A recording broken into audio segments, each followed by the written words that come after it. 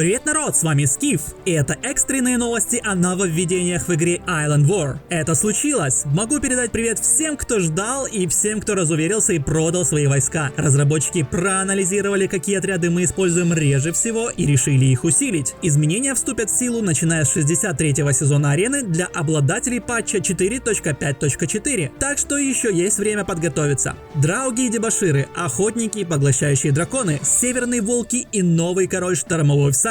Это шокирующие экспресс-новости. Смотри внимательно и делись этим видео с друзьями.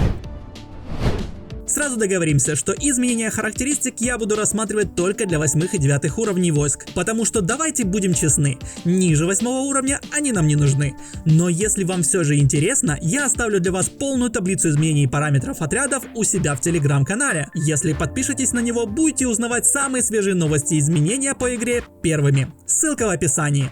Начнем с драугов. Раньше их роль была только в начале игры заменять мины на острове Джей. Больше ни один сценарий им не подходил из-за того, что они слишком быстро умирали и много урона нанести не успевали. Но разработчики сделали нам сюрприз, и теперь здоровье драуга 8 уровня увеличено с 8189 до 13440, а 9 уровень с 10999 до 18680. Напомню, что их в отряде 9 штук, и если вы только начинаете играть, то это станет очень солидным усилением для вашей армии.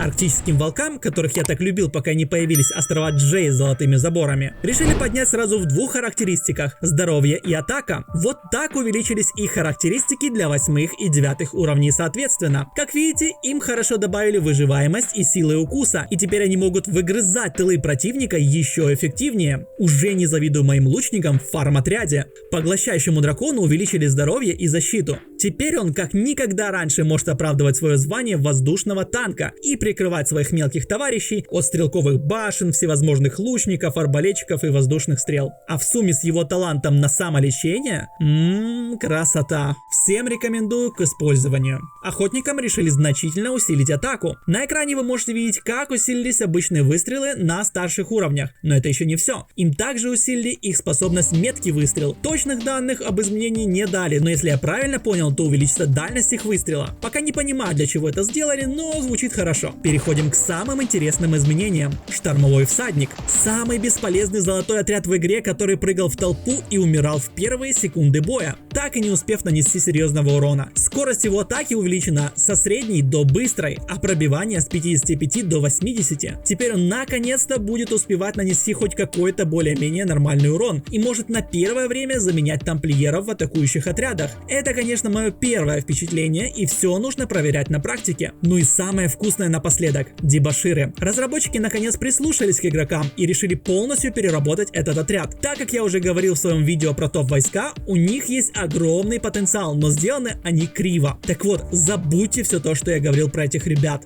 Первое изменение – скорость атаки дебоширов увеличена с очень медленной до средней. Вы только представьте, как это повлияет на их урон. Защита дебоширов увеличена с 200 до 250, и таких показателей нет ни у одного отряда в игре. Их выживаемость вырастет значительно. Но самое главное изменение затронули их основной навык – выдерживание. По факту это щит, который накрывает союзников и уменьшает входящий по ним урон. Так вот, количество атак до активации уменьшилось с 3 до 2. А с увеличенной скоростью атаки вы представляете, как часто он будет накладываться. И ранее щит срабатывал только на нормальные атаки. А теперь он будет защищать также от навыков персонажей. А его продолжительность и процент снижения урона будут увеличены. Конкретных цифр нам пока не дают, но звучит это уже мега круто. Вот такой патч у нас грядет. Делитесь своим мнением об этих изменениях в комментариях и поддержите лайком это видео, если вам нравится такой формат оперативного разбора нововведений в игре. А с вами был Скиф. Всем пока!